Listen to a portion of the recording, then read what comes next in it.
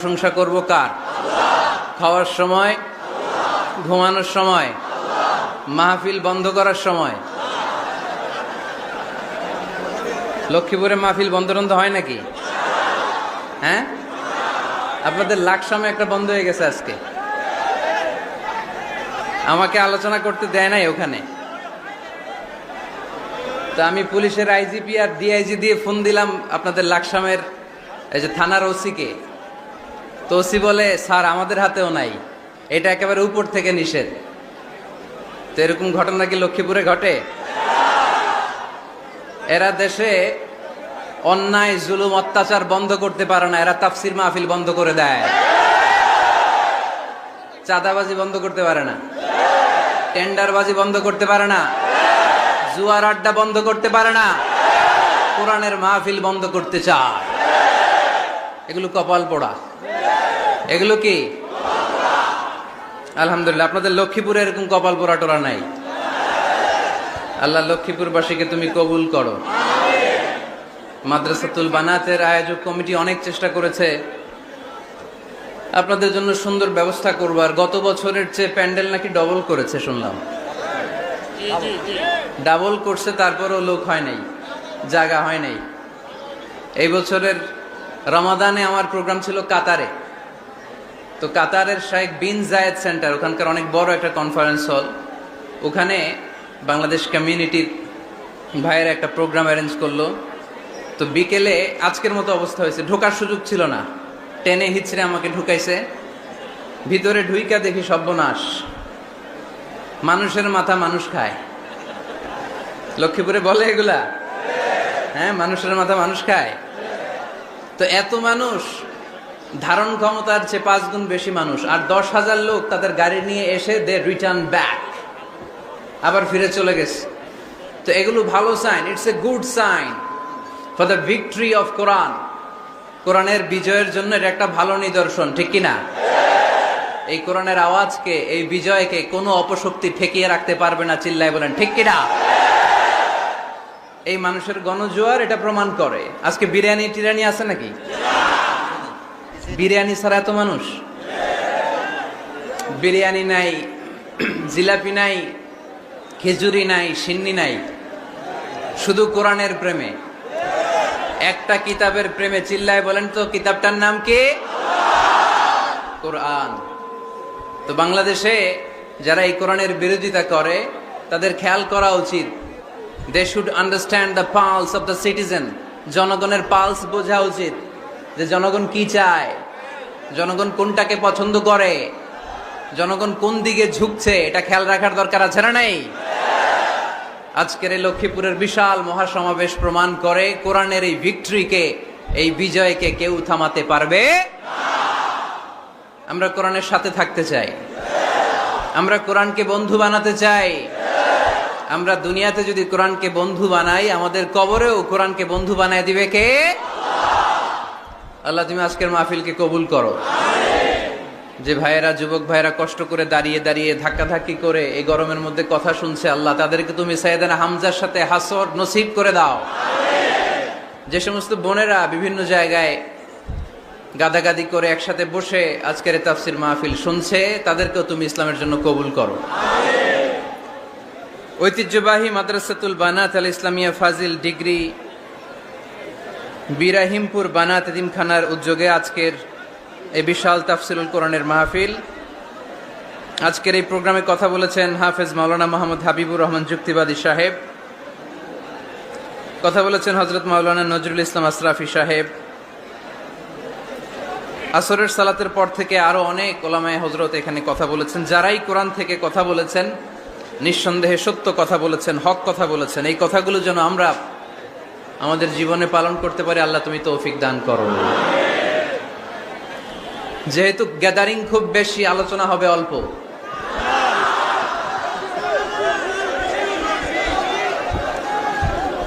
লম্বা চূড়া আলোচনা করা কিন্তু খেলাফুস সুন্নাহ, সুন্নাতের খেলাফ। বিষ্ণু ইসলাম বলেছেন, খুতাবুকুম তাবিলা ওয়া সালাওয়াতুকুম কাসীরা। কিয়ামতের আগে তোমাদের ইসলামী বক্তব্যগুলো অনেক লম্বা হয়ে যাবে, আর তোমাদের সালাতগুলো খাটো হয়ে যাবে। Your Islamic lectures will be longer and your salah will be shorter. Lecture হয়ে যাবে লম্বা আর সালাত হয়ে যাবে ছোট বা খাটো। এই আলামতটা সমাজে আছে না নাই? এখন লম্বা চূড়া বক্তব্য হয়, ওয়াজ শুনতে মানুষের ভাল লাগে, কিন্তু নামাজ ভাল লাগে না। আছে না নাই? লক্ষ্মীপুরে নাই মনে হয়। তারপরে এত ওয়াজ এই দেশে হয়, তার সব যদি কাজে লাগতো, মানে জায়গা মতো যদি ডোজ পড়তো, তাহলে তো এদেশের মানুষ সব আল্লাহর ওলি হয়ে যেত, চোর বাটপার খুঁজে পাওয়া যেত। কিন্তু ওয়াজ যত হয় তত হেদায়েত হয় না। এর কারণ বাংলাদেশে সবচেয়ে বেশি ওয়াজ শুনে হচ্ছে এই যে মাইকম্যান যারা আছে, এরা সবচেয়ে বেশি ওয়াজ শুনে, তাই না? সেপ্টেম্বর থেকে এদের ওয়াজ শোনা শুরু হয়েছে, কিন্তু দেখবেন অধিকাংশ মাইকম্যান নামাজই পড়ে না। আজকের মাইকম্যানের কথা বলতেছি না, ও পড়ে। আজকে যেটা আসছে ওইটা পড়ে, কিন্তু বেশিরভাগ মাইকম্যান কি করে না? পড়ে না নামাজ। তো এটা প্রমাণ করে যে ওয়াজ যত হচ্ছে আসলে হেদায়েত তত হচ্ছে না। এর কারণ হচ্ছে অনেক কারণে মানুষ ওয়াজ শুনতে আসে। কেউ আসে স্লোগান দেওয়ার জন্য, কি দেওয়ার জন্য? কেউ আসে হুজুরের কণ্ঠ শোনার জন্য, কেউ আসে সমাবেশ দেখার জন্য। আবার যারা ওয়াজের আয়োজন করে তাদেরও নানা ধরনের প্ল্যান প্রোগ্রাম। সো হেদায়েতের জায়গাটা দিনকে দিন দুর্বল হয়ে যাচ্ছে, এই মঞ্চগুলো হেদায়েত শূন্য হয়ে যাচ্ছে। একটা সময় ছিল এত ক্যামেরা ছিল না মাহফিলে, ঠিক কিনা? এখন শত শত ক্যামেরা চলে আসে। আমরা রাতে যেই কথা বলি ফজরের আগে ওইটা পাবলিশ হয়ে যায়, ঠিক কিনা? তো যেখানেই যাই আমারে ধরে বলে, হুজুর আপনার ইউটিউবে দেখছি। কই দেখছে? আপনারা দেখছেন নাকি? আপনারাও দেখছেন? তো এটা সহজ হয়ে গেছে এখন। কোরআনের কথা বলা, কোরআনের কথাকে প্রচার করা, কোরআনের কথাকে ছড়িয়ে দেয়া, এখন এটা সহজ হয়ে গেছে আলহামদুলিল্লাহ। তো এই জন্য আমরা যেন এটার ভালো দিকে কাজে লাগাই, আমরা যেন এটার নেগেটিভ সাইডগুলোকে প্রমোট না করি। এজন্য ওয়াজ শুনতে যারা এসেছেন, যেহেতু আজকে এটা আমার প্রথম মাহফিল এবছরের, আলহামদুলিল্লাহ এবছরের আমার প্রথম মাহফিল আমি লক্ষ্মীপুর দিয়ে শুরু করেছি। তো এই জন্য সবার প্রতি আমার নসিহাত, যারা ওয়াজ শুনতে এসেছেন আপনারা এই নিয়তে আসবেন যে কোরআন সুন্নাহর আলোকে এমন কিছু কথা শুনে যাব আমল করার নিয়তে। কিসের নিয়তে? যাতে আমার জীবনটা পরিবর্তন হয়ে যায়, যাতে এই ওয়াজ শোনাটা আমার জান্নাতে যাওয়ার ওয়াসিলা হয়ে যায়, যাতে আমার নাজাতের ওয়াসিলা হয়, ঠিক কিনা? এরপরে ক্যামেরাম্যান যারা এসেছো, তোমরাও নিঃসন্দেহে সেই যতদিন আমরা এই শীতের সিজনে ওয়াজ করি তোমরাও থাকবা। তোমাদের প্রতি নাসিহাত হচ্ছে তোমরাও অনেক বড় সওয়াবের ভাগীদার। এই যে কোরআনের কথাগুলো তোমরা প্রচার করে দিচ্ছ, তোমাদের এখানে কন্ট্রিবিউশনও কম নয়। তবে এখানে তোমাদের স্বচ্ছতা বজায় রাখতে হবে। স্বচ্ছতা, নিজেদের মধ্যে আবার মারামারি করা যাবে না। এখন বক্তাদের মধ্যে মারামারি আছে না নাই? কাদা ছোড়াছুরি আছে না নাই? কাফের ফতুয়া আছে না নাই? লক্ষ্মীপুরে এগুলো বোধহয় কম না? তো এক আলেম আরেক আলেমকে দেখতে পারে না, একজন আরেকজনের জনপ্রিয়তায় জেলাসি ফিল করে, প্রতিহিংসা পরায়ণ। তো এই প্রভাব যদি যারা ক্যামেরাম্যান তাদের মধ্যেও পড়ে যায়, এটা ভয়ঙ্কর হবে। অনেক ইউটিউব চ্যানেলের ওনাররা দেখি দুই বক্তার ছবি দিয়ে এই বক্তা এমনে, ওই বক্তা এমনে, আর মাঝখানে লিখে রাখছে যুদ্ধ। মাঝখানে কি যুদ্ধ? মানে ওনার সাথে ওনার যুদ্ধ, ভারত পাকিস্তান খেলা। তো ইউটিউব চ্যানেলের ওনার ভাইরা যারা এসছো, তোমরাও অনেক সওয়াবের ভাগীদার হবে যদি তোমরা প্রফেশনালিজম মেনটেন করে দাওয়াতের কাজ করতে পারো। আয়োজক কমিটি যারা আছে তাদেরকে আমি বলবো, আপনারাও ইখলাসের সাথে মানুষকে কোরআনের কথা শোনাবার উদ্দেশ্যে এই প্রোগ্রামগুলোর আয়োজন করবেন। তাহলে এই প্রোগ্রামগুলো থেকে অনেক মানুষ উপকৃত হবে। আর সম্মানিত ওলামায়ে কেরাম যারা এই শীতের মৌসুমে কথা বলবেন, তাদের কাছেও আমি বিনীত অনুরোধ জানাই, অন্যের পিছনে লেগে থাকবেন না। আপনার জীবনের সবচাইতে দামি বিষয় হচ্ছে আপনার সময়। আমাদের জীবনের সবচাইতে দামি জিনিস কি? আমাদের সময়। তো আপনার সময়টাই যদি আল্লাহর দেয়া, স্রষ্টার দেয়া সবচেয়ে দামি সময় যদি আপনি অন্যের পিছনে লাগিয়ে ফেলেন তো নিজের কল্যাণ করবেন কখন? এজন্য সম্মানিত ওলামা ইকরামদের বলবো, আমরা যেন বেশি বেশি স্টাডি করে কোরআন সুন্নাহর আলোকে মানুষকে কথা শোনাতে পারি, যাতে করে লোকজন উপকৃত হয়। আল্লাহ নাসিহাত গুলো যেন আমরা আমাদের জীবনে কাজে লাগাতে পারি, তুমি তৌফিক দাও। আরো জোরে পড়ি আমিন। আমি আপনাদের খেদমতে আমার খুতবার শুরুতে সূরাতু আল জুমআর 10 নম্বর আয়াত তেলাওয়াত করেছি। কয় নাম্বার শুনতেছেন? কষ্ট হচ্ছে না তো? আমি যখন প্রশ্ন করব আপনাদেরকে আওয়াজ করে উত্তর দিতে হবে। আর এই যে ছেলেরা, কথা বলো না, দোহাই লাগে তোমাদের, কথা বলো না, আওয়াজ করো না, ডিস্টার্ব করো না প্রোগ্রামের, চুপচাপ। লক্ষ্মীপুরের ছেলেরা খুব ভদ্র আমি জানি, একেবারে চুপচাপ। সূরাতুল জুমার 10 নম্বর আয়াতে আল্লাহ তাআলা আমাদেরকে কর্মচঞ্চল হতে বলেছেন, কাজ করে খেতে বলেছেন। কাজে লজ্জা নেই, লজ্জা অলসতায়। কাজে লজ্জা আছে? লজ্জা কিসে? অলসতায়, অকর্মণ্যতায়। লেজিনেস খুব খারাপ, কিন্তু অ্যাক্টিভ হওয়া, এনার্জেটিক হওয়া, এটা নবীদের সুন্নাত, ঠিক কিনা? তো এই আয়াতের মাধ্যমে আল্লাহ তাআলা গোটা বিশ্বের মানুষদেরকে কাজের প্রতি উৎসাহিত করেছেন। আল্লাহ বলেছেন, ফাইদা কুদিয়াতিস সালাতু ফান্তাশিরু ফিল আরদ আবতাগু মিন ফাদলিল্লাহ। যখন সালাত শেষ হয়ে যায় তখন তোমরা জমিনে ছড়িয়ে পড়ো, প্রত্যেকের ওয়ার্ক প্লেসে চলে যাও, কাজ করো। আবতাগু মিন ফাদলিল্লাহ, আর আল্লাহর দেয়া ফদল তালাশ করো, রিজিক তালাশ করো। মসজিদের ভিতরে রিজিক আছে? কথা কয় না। মসজিদে গেলে কি টাকা পাওয়া যায়? খাওয়া পাওয়া যায় না। খাবার উৎপন্ন করতে হয় মসজিদের বাইরে, এ জমিনে। মসজিদে গেলে রহমত পাওয়া যায়। মসজিদে গেলে কি পাওয়া যায়? এজন্য মসজিদে ঢুকার সময় আমরা কোন পা দিয়ে ঢুকি আর কি পড়ি? আল্লাহুম্মা ইফতাহলি আবওয়াবা রাহমাতিক, আল্লাহুম্মা ইফতাহলি আবওয়াবা রাহমাতিক। আমরা বলি, হে আল্লাহ, আপনি আপনার রহমতের দরজা আমাদের জন্য খুলে দেন। সুবহানাল্লাহ পড়েন।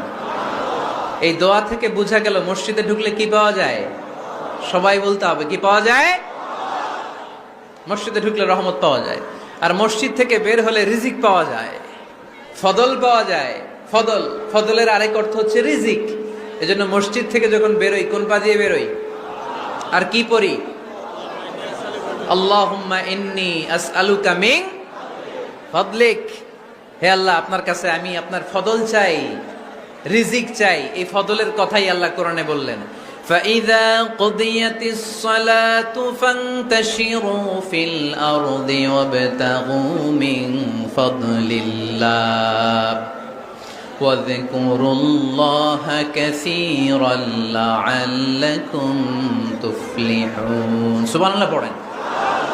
আল্লাহ ডেকে বললেন, গোলাম যখন সালাত শেষ হয়ে যায় জমিনে ছড়িয়ে পড়ো, মসজিদে বসে থেকো না। আদেশটা কার? সালাত যখন শেষ মসজিদে বসে থাকার দরকার নাই, জমিনের মধ্যে ছড়িয়ে ছিটিয়ে পড়ো। ওয়াবতাগু মিন ফাদলিল্লাহ, আমার ফদল তালাশ করো, আমার রিজিক তালাশ করো, বেশি বেশি আমাকে স্মরণ করো। সুবহানাল্লাহ পড়েন। তার মানে ইসলামের বিধান হচ্ছে, যখন সালাতের সময় হবে আপনি মসজিদে যাবেন, আবার সালাত শেষ আপনি আপনার কাজে চলে যাবেন। when you are done with your salah, spread out to your workplace। কাজ শেষ তো আপনার কর্মস্থলে চলে যান। এটা হচ্ছে ইসলামের নিয়ম।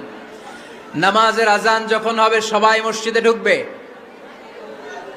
সালাম ফিরিয়ে নামাজ শেষ সবাই মসজিদ থেকে বের হয়ে যাবে। শিক্ষক চলে যাবে স্কুলে, কৃষক চলে যাবে ফসলের খেতে, ব্যবসায়ীরা চলে যাবে শপিং মলে, মেম্বার অব দ্য পার্লামেন্ট চলে যাবে সংসদ ভবনে। যে যার কাজের মধ্যে সে তাড়াতাড়ি ইনভলভ হয়ে যাবে। সালাত শেষ, কাজে ঝাঁপিয়ে পড়ো। আদেশটা কার? তাহলে ইসলামে ইবাদতের অ্যাটিটিউডটা বুঝতে পারছেন? কাজের সময় কাজ, নামাজের সময় আওয়াজ করে বলেন, কাজের সময় নামাজের সময়। সুন্দর হয়েছে না বিষয়টা? ফাইদা কুদিয়াতিস সালাতু ফান্তাশিরু ফিল আরদ। যখন তোমাদের সালাত শেষ তখন জমিনে ছড়িয়ে পড়ো। জমিনটাকে আল্লাহ আমাদের জন্য উর্বর বানিয়েছেন। জমিনে বীজ রোপণ করে দিলেই এখানে ফসলের ব্যবস্থা করে দেয় কে? ওয়াল্লাযী জাআলা লাকুমুল আরদা যালুলান ফামশু ফি মানাকিবিহা ওয়া কুলু মির রিজকি ওয়া ইলাইহিন নুশুর। তিনি তো এমন সত্তা যিনি তোমাদের জন্য জমিনটারে ফ্ল্যাট বানিয়ে দিয়েছেন, সমতল বানিয়ে দিয়েছেন। এই জমিনের অলিতে গলিতে, বনে বাদারে, রাস্তায়, সাগরে, পাতালে, পাহাড়ে, বিভিন্ন জায়গায় তোমরা ঘুরে বেড়াও, সেখানে যে আমি আল্লাহর রিজিক তালাশ করো। সুবহানাল্লাহ। এই জমিনটাকে আল্লাহ সাহালাতুল মাসালেক, চলার জন্য সহজ বানিয়ে দিয়েছেন, ফ্ল্যাট। বিমান থেকে এটা খুব সুন্দর দেখা যায়, জমিনটা খুব ফ্ল্যাট দেখা যায়, সমতল। এই সমতল হওয়ার কারণে এখানে চাষাবাদের সুযোগ সুবিধা করে দিয়েছে কে? তাহলে বোঝা গেল এই জমিনটা সমতল এবং উর্বর, ভেরি ফার্টাইল ল্যান্ড। আমাদের সালাত শেষ, আমরা কাজে চলে যাব, আবার আজান হলে মসজিদে ঢুকে যাব। এটাই হচ্ছে ইসলামের নিয়ম। সাইয়েদনা ওমর ফারুক যখন মসজিদে নববীর ইমাম, তিনি ইয়ামান দেশের কিছু লোকদের সাথে সাক্ষাৎ করলেন। কোন দেশের? ইয়ামান, যুদ্ধ বিধ্বস্ত একটা দেশ এখন। প্রাচীন নগরী হাদ্রামাউত বা আলাবাক, এই ইয়ামান দেশের কিছু লোকের সাথে তিনি সাক্ষাৎ করলেন। তারা গোল হয়ে বসে থাকে, নামাজের পরে যায় না, বসে বসে সুবহানাল্লাহ পড়ে, আলহামদুলিল্লাহ পড়ে জিকির করে। ওমরে ফারুক ভাবলেন দেখি পরের ওয়াক্তে কি হয়। উনি আসরের নামাজে ইমামতি করতে আসলেন, এসে দেখলেন ইয়ামানের লোকেরা মসজিদের বারান্দায় আশেপাশে বসে আছে, সবাই যায়, এরা যায় না। মাগরিবের সালাতে উনি ইমামতি করতে আসলেন, ওমরে ফারুক নামাজ শেষ করে দেখলেন সবাই চলে যায়, কিন্তু ইয়ামানের লোকগুলো যায় না। এশার সালাত পর্যন্ত তিনি ওয়েট করলেন। এশার নামাজ পড়ে চলে যাওয়ার সময় ওমরে ফারুক দেখলেন সবাই নামাজ পড়ে কাজে চলে যায়, কিন্তু ইয়ামান দেশের লোকগুলো যায় না। ওমরে ফারুক বললেন, মা বালুকুম মা খাতবুকুম, ঘটনা কি? কি হয়েছে তোমাদের? সবাই নামাজ পড়ে চলে যায়, কাজে যায়, তোমরা যাও না কেন? এখানে কি করো? ইয়ামানিরা বলতে শুরু করলো, নাহনু আল মুতাওয়াক্কিলুনা আলাল্লাহ, আমরা এখানে আল্লাহর উপর তাওয়াক্কুল করে বসে আছি। ওমরে ফারুক অবাক হলেন, আনতুম আল মুতাওয়াক্কিলুনা ফিল্লাহ, তোমরা আল্লাহর উপর তাওয়াক্কুল করে বসে আছো? তো এই যে সারাটা দিন ঘাপটি মেরে এখানে বসে থাকলে তোমাদের খাবার আসে কোত্থেকে? উপার্জন হয় কি করে? ইনকাম আসে কোত্থেকে? রুজি রুটি হয় কোত্থেকে? ইয়ামানি লোকগুলো বললো, আমরা এখানে বসে বসে জিকির করি, তেলাওয়াত করি, বুজুর্গের মতো বসে থাকি, আমাদের বুজুর্গিয়া জিকির দেখে আশেপাশের লোকেরা এসে আমাদেরকে খাবার দিয়ে যায়। ওমরে ফারুক বললেন, সর্বনাশ, তাইলে তো তোমরা আল মুতাওয়াক্কিলুনা ফিল্লাহ নও, তোমরা হচ্ছে আল মুতাওয়াক্কিলুনা আলা বা'দিকুম বা'দা, একে অপরের উপর নির্ভরশীল। যারা প্লেটে করে খাবার নিয়ে আসে তোমরা তাদের উপর তাওয়াক্কুল করছো, কারণ তারা যদি প্লেট ভরে খাবার নিয়ে আসে তোমাদের পেটে কোনো দানা পানি পড়বে না। তোমরা আল্লাহর উপর মুতাওয়াক্কিলুনা আলাল্লাহ নও, তোমাদের সাধ্যের সবটুকু করার পরে তারপরে তোমরা তাওয়াক্কুল করবে। কি সুন্দর ইসলাম! এক সাহাবী বললেন, ইয়া রাসূলুল্লাহ, আমি ওটে চড়ে এসেছি, তো আপনি তো আমাদেরকে তাওয়াক্কুলের ওয়াজ করেছেন, আমি ওটের রশিটা গাছের মধ্যে না বেঁধে যদি শুয়ে থেকে আল্লাহর উপর তাওয়াক্কুল করি, ওটটা থাকবে না? বিশ্বনবী বললেন, না, তোমার ওট থাকবে না, আগে রশি দিয়ে ওটটা বাঁধো, ইআকিলহা সুম্মা তাওয়াক্কাল আলাল্লাহ, আগে টাইট করে রশি দিয়ে গাছের সাথে ওটের রশিটা বাঁধো, এরপর আল্লাহর উপর তাওয়াক্কুল করো। এইটার নাম তাওয়াক্কুল। চিল্লায় বলেন ঠিক কিনা? আপনার পার্টটা আপনার করতে হবে, আপনার যে রোল, এই রোলটা প্লে করতে হবে। আপনার সর্বোচ্চটুকু করার পরে আমরা তাওয়াক্কুল করি একজনের উপর। চিল্লায় বলেন তিনি কে? ওমরে ফারুক বললেন, তোমরা মুতাওয়াক্কিলুনা আলাল্লাহ নাও, তোমরা বের হয়ে যাও, খবরদার এরপরে কোনো দিন তোমাদেরকে যেন এই মসজিদের মধ্যে ঘাপটি মেরে গোল হয়ে বসে থাকতে না দেখা যায়। কারণ ফাইদা কুদিয়াতিস সালাতু ফান্তাশিরু ফিল আরদ ওয়াবতাগু মিন ফাদলিল্লাহ, ইসলামের বিধান হচ্ছে যখন নামাজ শেষ মসজিদে বসে থাকা যাবে? চিল্লায় বলেন বসে থাকা যাবে? যাবে না। সর্বোচ্চটুকু করে তারপরে আপনাকে বের হয়ে যেতে হবে। প্রতিদিন সকালবেলা পাখির বাসা থেকে দেখবেন পাখিগুলো খালি পেটে বের হয়ে যায়। আপনাদের এই এলাকায় পাখির বাসা আছে? কি পাখির বাসা আছে? হ্যাঁ, সব পাখি আছে। তো সকালবেলা দেখবেন পাখির বাসা থেকে পাখিগুলো খালি পেটে বের হয়ে যায়। বিকেল বেলায় পাখিগুলোর ওদর পূর্তি করে, পেট ভর্তি করে আবার পাখির নিড়ে ফিরিয়ে দেয় কে? কারণ পাখিগুলো তাওয়াক্কুল করেছে কার উপর? পাখিগুলো তাওয়াক্কুল করে যদি পাখির নিড়েই বসে থাকতো, ওদের পেটে খাবার আসতো? কথা বলেন। বিশ্বনবী এটাই বললেন, তাকদু খিমাসান ওয়া তারুহু বিতানান। তোমরা যদি পাখির মতো তাওয়াক্কুল করো, মানে আল্লাহর উপর তাওয়াক্কুল করে জমিনে বের হয়ে যাও, তোমাদেরও রিজিকের দায়িত্ব নিয়ে নিবে কে? সকালবেলা প্রতিটা পাখি না খেয়ে বের হয়ে যায়। একটা পাখির পেটের ভেতরে কোনো দানা পানি নাই, কিন্তু আল্লাহর উপর তাওয়াক্কুল করে পাখিগুলো যখন বের হয়ে যায়, বিকেলবেলা পেট ভর্তি করে, ওদর ভর্তি করে, আবার পাখির নিরে পাখিগুলোরে ফিরিয়ে দেয় কে? পাখিগুলোকে আমাদের মতো খাবার জমা করে রাখতে পারে? আমরা তো 7 দিনের বাজার একবারে করে ফ্রিজে রাখি। পাখিদের ফ্রিজ আছে না? আছে। আমাদের অতিরিক্ত টাকা হলে আমরা ব্যাংকে ব্যালেন্স করে রাখতে পারি, অ্যাকাউন্ট করে রাখতে পারি। পাখিরাও তো অ্যাকাউন্ট করে রাখে না? না, প্রতিদিন না খেয়ে বের হয়। কালকে ওই পাখিটা কি খাবে, কোন জায়গা থেকে তার রিজিকের ব্যবস্থা হবে, আল্লাহ ছাড়া কেউ জানে। এটার নাম তাওয়াক্কুল। এটার নাম কি?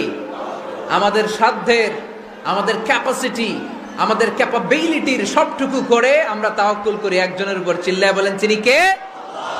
এজন্য ইসলাম আমাদেরকে শিখায়, সালাত যখন শেষ, বের হয়ে যাও, কাজে নেমে পড়ো। কাজে কোনো লজ্জা নাই, পরিশ্রমে কোনো লজ্জা আছে? যিনি রিক্সা চালায় এতে তার কোনো লজ্জা আছে? দিনমজুর, কুলি, ঠেলা গাড়ি চালায়, ছোট্ট ব্যবসা করে, এতে কোনো লজ্জা আছে? লজ্জা নাই। খেয়াল রাখবেন, লজ্জা হচ্ছে অলসতায়। লজ্জা কিসে? বিষ্ণু ঈসা ইসলাম বলেছেন, মা আকালা আহাদুন তুআমান কাত্তু খায়রুম মিন আইয়াকুলা মিন আমালি ইয়াদি। নিজ হাতে উপার্জিত খাবারের চেয়ে, অর্থের চেয়ে শ্রেষ্ঠ খাবার পৃথিবীর কোন মানুষ কোনোদিন ভক্ষণ করে নাই। চিল্লায় কোন সুবহানাল্লাহ।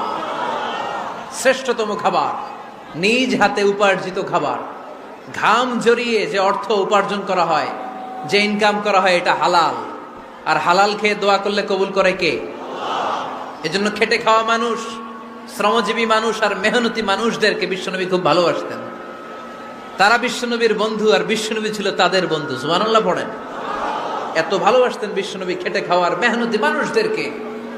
সব সময় বিষ্ণু ইসলাম তাদের জন্য দোয়া করতেন। এজন্য যারা খেটে খায় তারা কপালওয়ালা, তারা মুস্তাজাবুদ দাওয়া। তারা কি? মুস্তাজাবুদ দাওয়া মানে এমন ব্যক্তি যে ব্যক্তি দোয়া করতে দেরি হয় কিন্তু দোয়া কবুল হতে দেরি হয় না। আপনারা এখানে ব্যবসা করেন কে কে?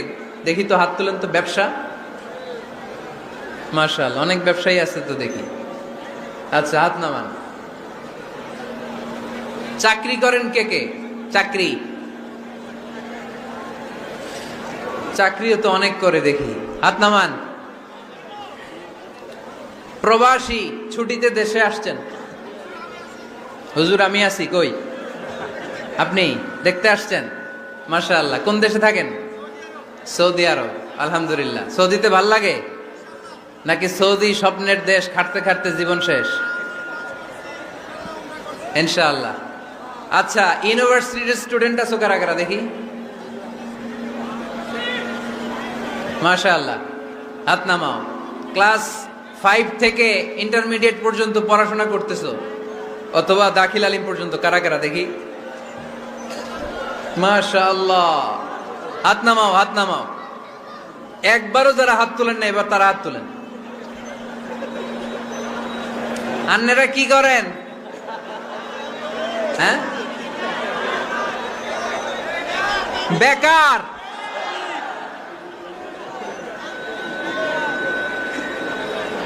বাংলাদেশে চাকরির বাজার খুব মন্দা, ঠিক কিনা? বাংলাদেশ ইন্ডিয়াতে চাকরি পেতে অনেক কষ্ট। সামান্য একটা পদের জন্য যেখানে চেয়েছে ক্লাস 8 পাস, এখানে ডবল মাস্টার ডিগ্রি অ্যাপ্লাই করছে কয়েক লক্ষ।